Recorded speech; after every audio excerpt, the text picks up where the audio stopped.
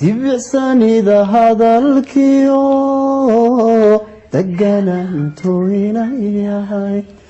waa waxa dareenkiyo naftada macagaliye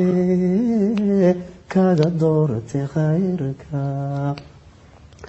dibicsanida hadalkiyo deganaantu inay yahay waa waxa dareenkiyo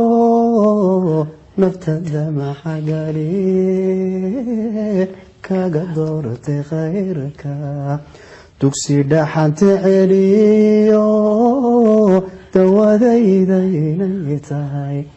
anigoo daldheer jiran halkan ka dareema